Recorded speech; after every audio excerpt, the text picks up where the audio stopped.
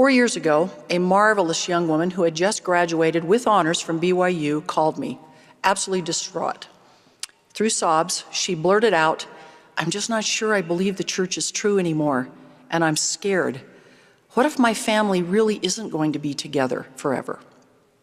I asked her, "Do you want to have a testimony?" "Yes," she said. "Are you willing to work for it?" Again, yes. And she was.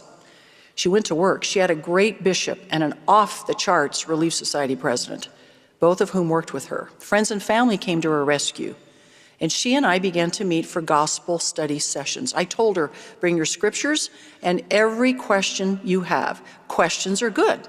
Let's see what the Lord will teach us together." She took me at my word and brought one thorny question after another. Honestly, she brought questions I'd never thought of in my life. We searched the scriptures and the teachings of prophets for answers. Little by little, she began to realize that just because she had questions didn't mean she didn't have a testimony. The scriptures are filled with accounts of prophets who had questions. And she began to recognize when the Spirit was bearing witness to her, including and especially bearing witness that prophets, seers, and revelators are truly prophets. Her testimony began to grow, and over time, the crisis passed. Then about a year ago, she called again. "Sister Dew, I wanted you to be one of the first to know that I'm holding in my hand a temple recommend. Will you come when I receive my endowment?" Then she added, "Do you know what you said that helped me the most?" Well, I had absolutely no clue. She said, "You told me that questions are good." And that allowed me to see myself as a seeker rather than a doubter. I was just overjoyed with that conversation. But then 2 days later, I received a much different call from another BYU graduate.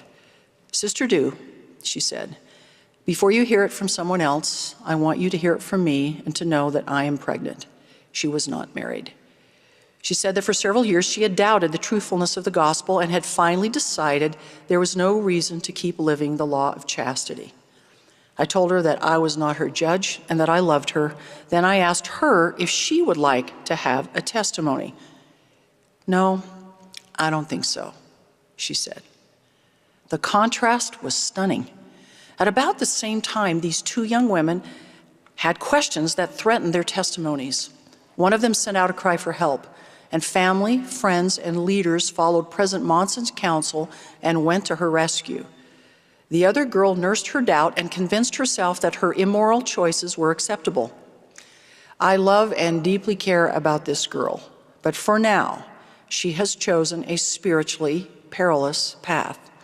One girl's questions propelled her to become a seeker of truth.